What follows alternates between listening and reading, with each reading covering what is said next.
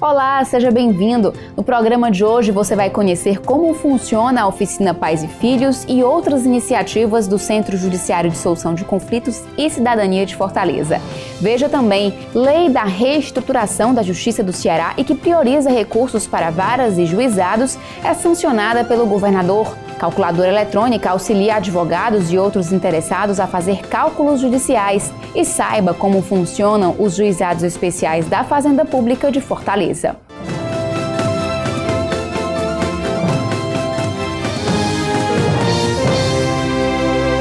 A lei que trata da reestruturação do Judiciário do Ceará e prioriza recursos para varas e juizados de todo o estado foi sancionada pelo governador Camilo Santana. A assinatura ocorreu no Palácio da Abolição, sede do Executivo Estadual. A lei permite transferir recursos da segunda instância, formada pelo Tribunal de Justiça, para a primeira instância, que reúne varas, juizados e turmas recursais. Isso significa aumento de profissionais nas comarcas de todo o Ceará. Foram extintos 81 cargos comissionados no TJCE para dar lugar a 398 vagas nas varas e juizados. Atualmente, cada juiz tem direito a um diretor de secretaria. Com a nova lei, cada magistrado terá o auxílio de 2 profissionais, sendo um assistente e um supervisor. O maior beneficiado vai ser o cidadão cearense, né? Com o aumento da produtividade, nós estimamos que o assessor ele irá auxiliar o magistrado a produzir em torno de 30% a mais do que o que ele produz hoje.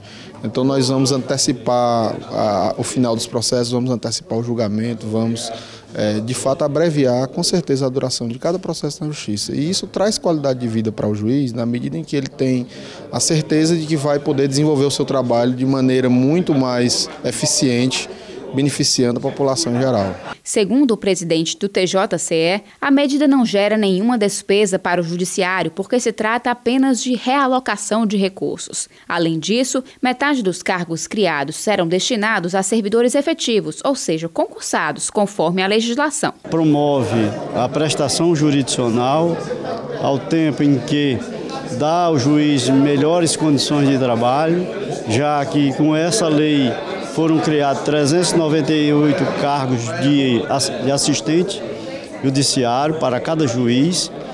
Isso vai resgatar um pleito antigo da magistratura, que já era por demais justo ser concedido. Esse esforço de priorizar a primeira instância ou primeiro grau da justiça é necessidade diante da taxa de congestionamento processual. É uma realidade em todo o país, segundo o Conselho Nacional de Justiça. O governador do Ceará, Camilo Santana, e o presidente da Assembleia, deputado Zezinho Albuquerque, falaram sobre a importância da lei. Atender melhor a população é um grande objetivo da justiça. E faz isso de forma que não traga não onere a mais o orçamento do Tribunal de Justiça.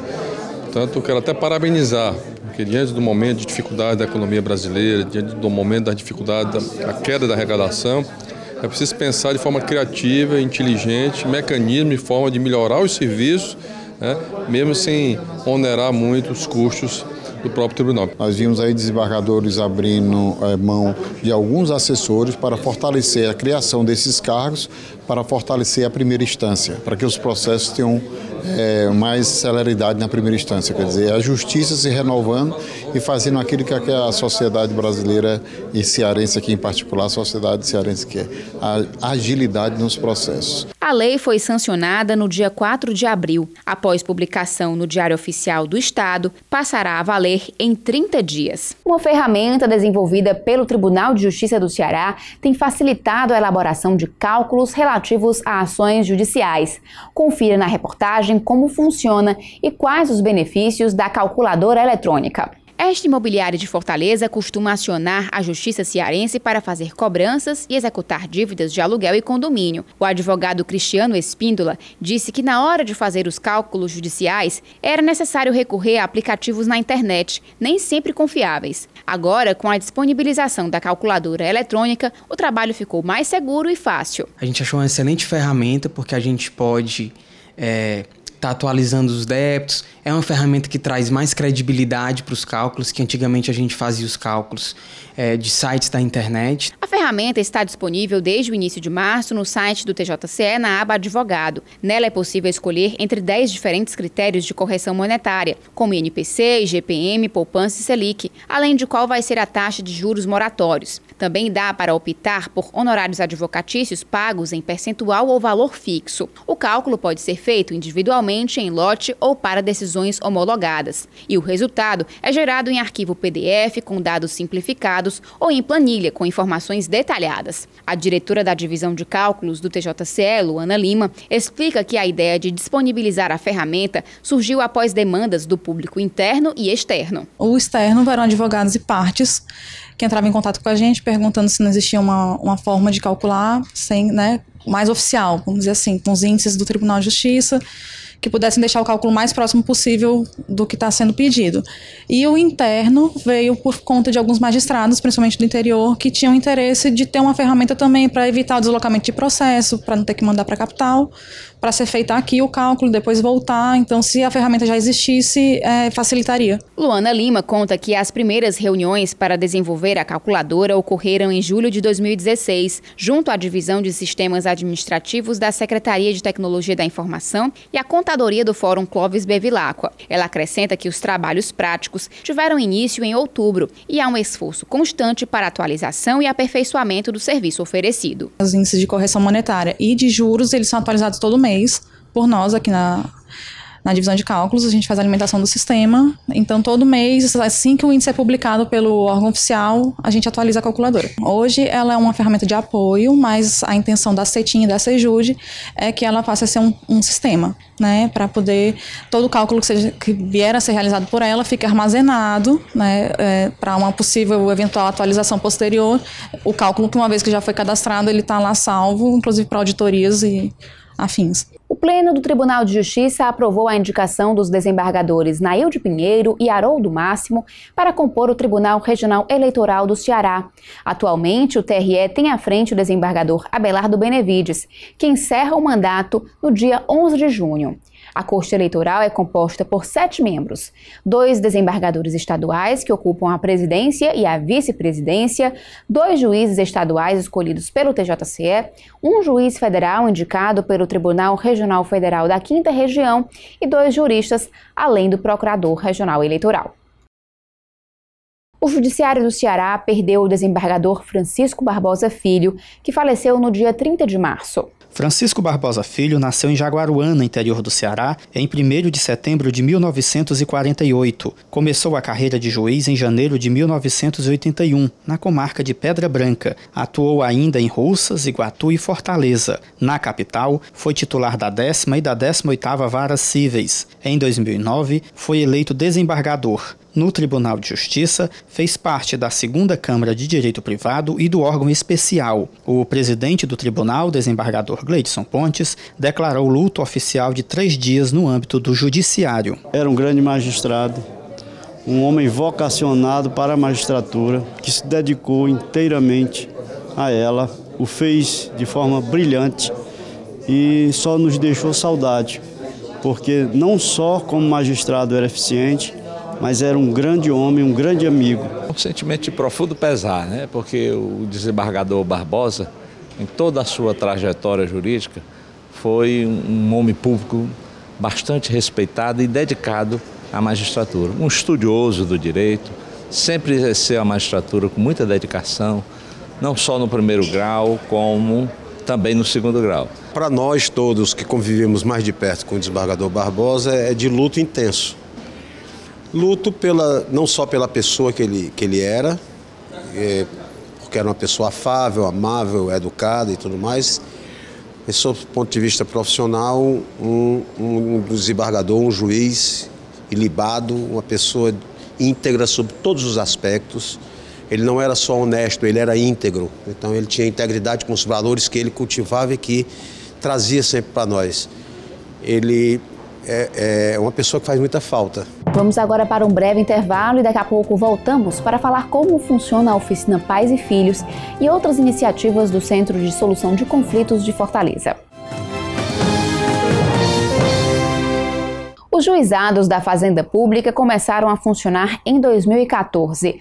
As unidades atuam em processos que envolvem órgãos do Estado e do município de Fortaleza, além das autarquias e fundações públicas, até o limite de 60 salários mínimos. Ao todo, são 4 unidades instaladas no Fórum Clóvis Bevilacqua. Os juizados especiais da Fazenda Pública de Fortaleza foram criados pela Lei 12.153 de 2009 e vieram para dar maior celeridade aos processos. É o que explica o juiz Paulo de Tarso Nogueira, que atua na 6ª Vara da Fazenda Pública, transformada em juizado especial. Essa lei também já estabeleceu um prazo para que os tribunais de justiça criassem as unidades dos juizados especiais da Fazenda Pública, aproveitando a estrutura da Fazenda Pública. Então, o que é que o tribunal fez? Transformou, no caso, a 1ª Vara, a 2ª Vara, a 6ª e 11ª Varas da Fazenda Pública, em juizados especiais da Fazenda Pública. As varas comuns da Fazenda Pública se preocupam com as ações de maior complexidade, com um valor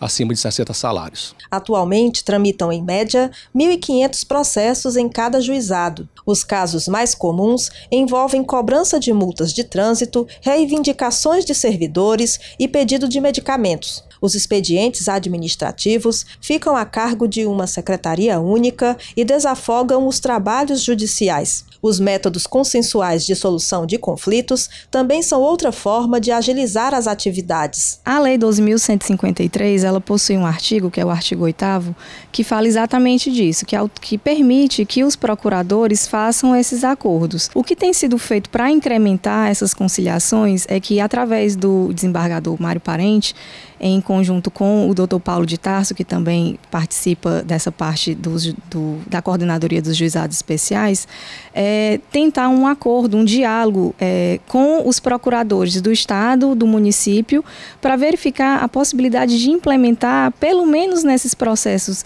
de demandas repetitivas, para que sejam feitos esses acordos no âmbito dos juizados especiais. O servidor Hernani Arruda atua na 6ª Unidade da Fazenda Pública desde antes da especialização e fala das mudanças positivas. Cheguei aqui em 2009 e ainda era vara da Fazenda Pública comum, e em 2014 houve a transformação em juizados especiais. E sem sombra de dúvida que os juizados especiais, em razão do procedimento, é muito mais rápido, muito mais simplificado, a efetividade nos processos é bem mais rápida. Os juizados também cuidam da fase de execução do processo, que se tornou mais fácil após parceria com o Banco Central para sequestro compulsório de valores. Quando as partes recorrem, os processos são encaminhados para a turma recursal da Fazenda Pública. As ações que tramitam nos juizados especiais da Fazenda Pública, em matéria de recurso, esse recurso ele é apreciado na turma recursal. Havendo recurso da turma recursal, vai para o Supremo Tribunal Federal. Então, os juizados da Fazenda Pública, eles vieram desafogar tanto o Tribunal de Justiça, como também o Superior Tribunal de Justiça. Isso é um ganho muito grande para o nosso tribunal. A oficina Pais e Filhos é realizada 2 vezes por mês no Fórum Clóvis Bevilacqua, em Fortaleza. A iniciativa auxilia famílias a enfrentar as consequências do divórcio e reduzir traumas decorrentes das mudanças das relações familiares. A realização é do Sejusc, Centro Judiciário de Solução de Conflitos e Cidadania da capital. O projeto, que existe desde 2014, recebe pessoas envolvidas em processos que tramitam nas varas de família de Fortaleza. Na oficina, atuam profissionais do Sejusc, voluntários, estudantes e pedagogos interessados em participar da resolução dos conflitos. Os participantes são divididos em grupos. Há espaços diferentes para mulheres, homens, crianças e adolescentes. As famílias assistem a palestras, vídeos e depoimentos para refletirem sobre os problemas. Já ocorreram 39 oficinas, beneficiando mais de 1.300 pessoas. O projeto é iniciativa do Conselho Nacional de Justiça. Em Fortaleza, é realizado pelo Sejusc, com apoio do Núcleo de Métodos Consensuais de Solução de Conflitos do Tribunal de Justiça do Ceará. Para falar mais sobre a oficina Pais e Filhos e outras ações do Sejusc de Fortaleza, eu recebo a juíza Jovina Dávila, coordenadora do Centro Judiciário. Seja bem-vinda. Obrigada. Doutora Jovina, como as famílias chegam à oficina Pais e Filhos? Normalmente, na maioria das vezes, elas vêm por indicação dos juízes das varas de família. Mas, se as pessoas tiverem conhecimento do projeto das oficinas, elas podem também pedir na própria vara para que elas sejam encaminhadas às oficinas. Nós deixamos um formulário nas varas que podem ser preenchidos por quem tem interesse. E também deixamos as datas das oficinas nas varas de família. Quais profissionais o Sejusc disponibiliza para a oficina Pais e Filhos? Nós temos a Gleiciane, que é a que coordena as oficinas, é psicóloga, e contamos também com voluntários, que são pedagogos, assistentes sociais e os estagiários do curso de psicologia. É um trabalho multidisciplinar. Exatamente. Não só dessas áreas, mas da área do direito nós também temos. Quais os trabalhos específicos em cada grupo, de pais, mães e filhos? O que acontece? No dia das oficinas, são distribuídos os pais em 2 salas. Casais separados, mas pessoas de sexos diferentes. Uma com os adolescentes e outra com as crianças. No caso dos adultos, serão passados para eles vídeos, eles podem ter um momento para questionamento. No caso dos adolescentes, também são passados vídeos, mas mais voltados para música. E as crianças, uma atividade lúdica, desenhos, contação de histórias, fantoches. Quais são os problemas mais comuns, assim, diagnosticados nessas famílias? Normalmente os problemas são advindos de separações e de disputa por guarda. A oficina é interessante por trabalhar os pais, trazendo para eles uma conscientização e evitando a alienação parental, que é quando um pai ou a mãe, ou ambos, utilizam um filho para atingir o outro. Eles, durante as oficinas, reconhecem que estão, por exemplo, praticando a alienação parental? Muitos se veem, porque na hora que são passados vídeos com situações parecidas às quais eles estão vivenciando. Então eles se identificam. Para a família em si, assim, para a reconstrução, tem sido importante? Vocês têm tido resultados positivos? Muito importante. Inclusive, quando as pessoas que estão nas oficinas vão para as audiências, seja nas varas ou nas audiências de mediação do centro judiciário, elas se mostram mais propensas a fazer um acordo, a ter um diálogo. Elas conseguem restaurar a comunicação e elas próprias decidirem os caminhos que irão tomar nas suas vidas. Doutora Jovina, às vezes as pessoas pensam que a oficina é para reconciliar casais, mas não é esse o objetivo. É, na verdade, mostrar que é possível uma outra configuração familiar? Seria isso? Não é para restabelecer um relacionamento, mas é o quê? O que acontece? As pessoas, quando estão vivendo um momento de separação, elas vivem muitos sentimentos e esses sentimentos são negativos. E ocorre de trazer esses sentimentos para as crianças, para os adolescentes. Então, o que a gente quer evitar? Que as crianças e adolescentes se sintam responsáveis pelo que está acontecendo com os pais, porque a separação é dos pais. O vínculo de parentalidade entre pais e filhos, ele continua, mas a ideia é da reflexão para que toda essa situação não recaia e não seja um peso para os filhos.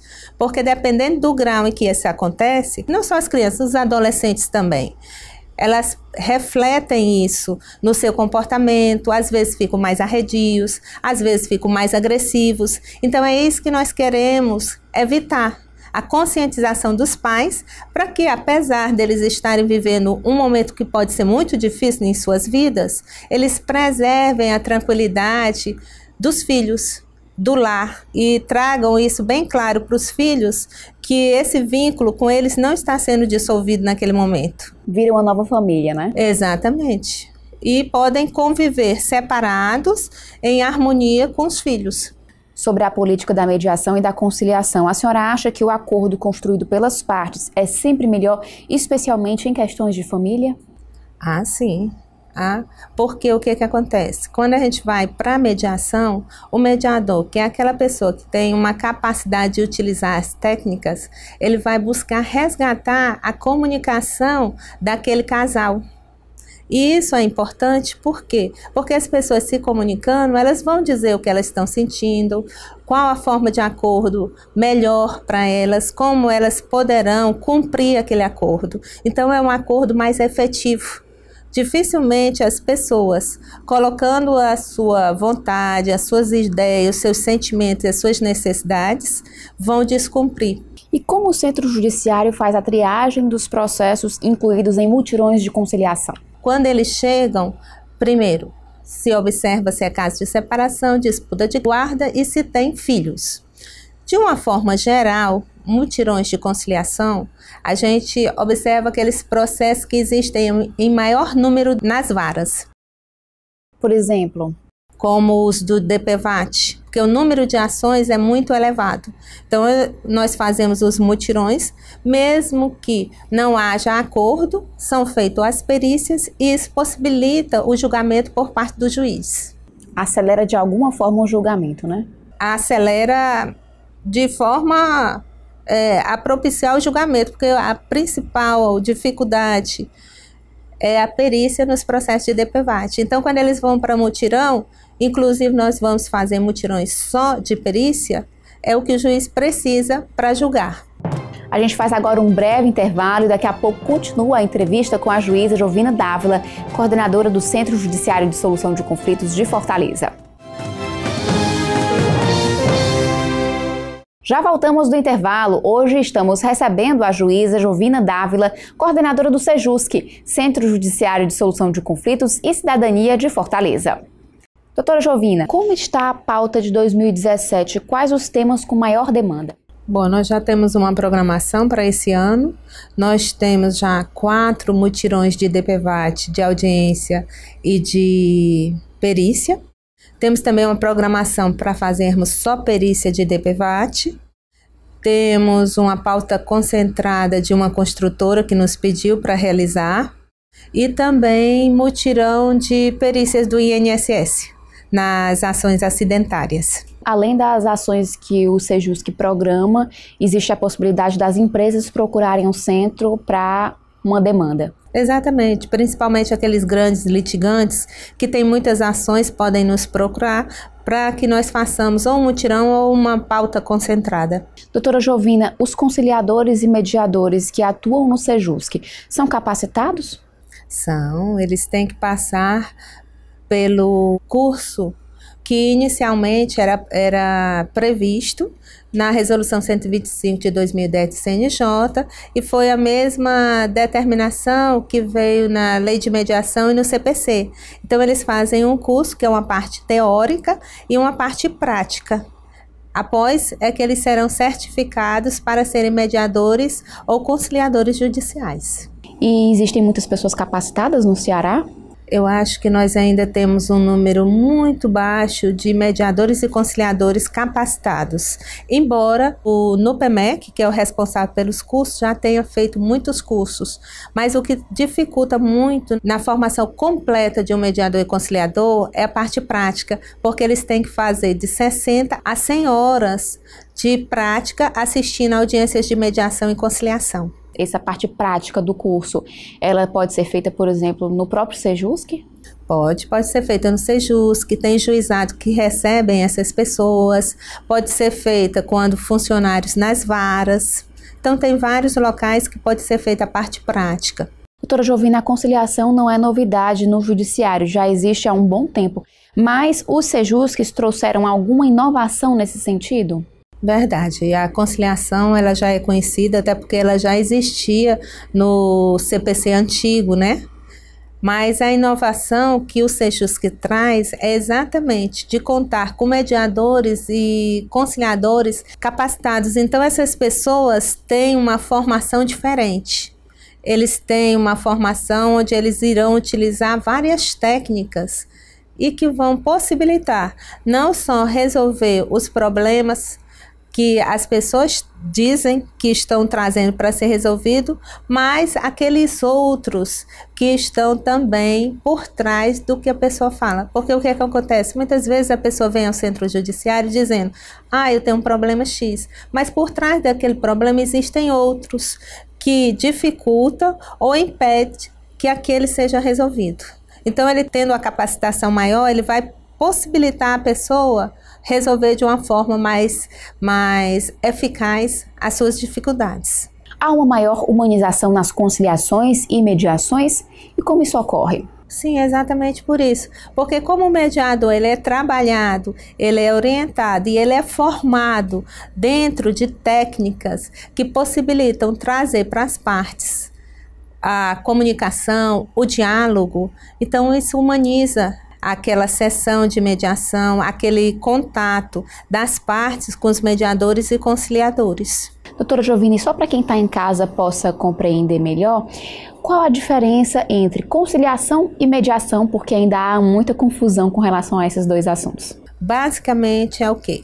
Numa audiência em que está presente um conciliador, ele pode, quando as partes estão formalizando o acordo, ele pode dar uma ideia de como o acordo pode ser feito.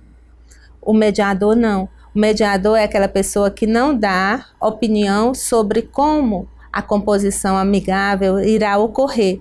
Ele apenas direciona as partes para que elas conversem, pelo diálogo elas cheguem àquela construção do acordo. Ele não opina, o conciliador já pode opinar, o mediador não.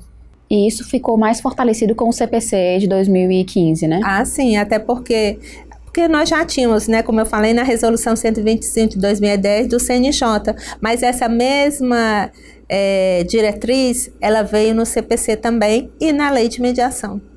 Eu conversei com a juíza Jovina Dávila, coordenadora do Sejusc de Fortaleza. Muito obrigada pela entrevista. Obrigada. E eu gostaria de dizer ao público em geral, quem tiver ações nas varas de família, que se quiserem conhecer o projeto e participar, podem preencher a ficha de inscrição nas próprias varas de família. O Judiciário em Evidência fica por aqui. Confira outras notícias em www.tjce.jus.br. Acesse também nossa página no Facebook e curta o nosso Instagram. Obrigada pela companhia e até o próximo programa.